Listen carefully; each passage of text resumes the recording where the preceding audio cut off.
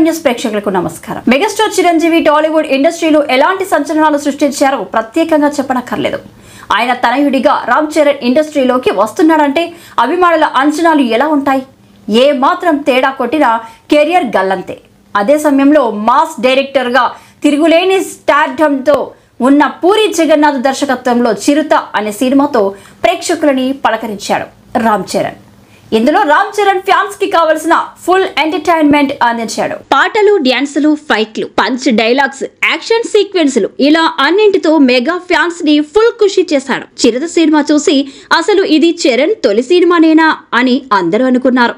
చిరుతతో తొలి హిట్ కొట్టిన రామ్ చరణ్ ఆ తర్వాత తన హార్స్ రైడింగ్ పవర్ చూపించి మొగధీరాలో బాక్స్ ఆఫీస్ బద్దలు కొట్టాడు. మగధీర ఇండస్ట్రీ హిట్ గా నిలిచి రామ్ చరణ్ ను తిరుగులేని స్టార్ గా నిలబెట్టింది. రాజమౌళితో సినిమా చేస్తే ఆ సినిమా హిట్ అవుతుంది, కానీ తర్వాతి చిత్రం ఫ్లాప్ అవుతుందనే సెంటిమెంట్ ఉంది. చరణ్ విషయంలో కూడా ఇది ప్రూవ్ అయింది. మగధీర తర్వాత బొమ్మరిల్లు, భాస్కర్ తో చేసిన ఆరెంజ్ చిత్రం బాక్స్ ఆఫీస్ వద్ద ఊడిపోయింది.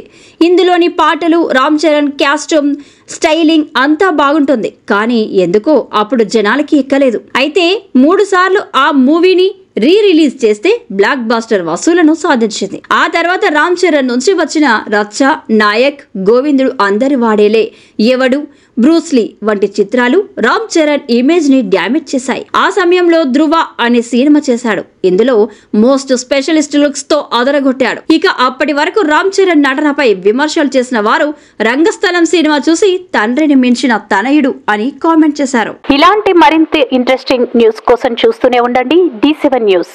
ఒక్క నిమిషం ఆగండి. D7 న్యూస్ ని లైక్ చేసి, షేర్ చేసి, సబ్స్క్రైబ్ చేయండి. D7 న్యూస్ నిరంతరం ప్రతిక్షణం.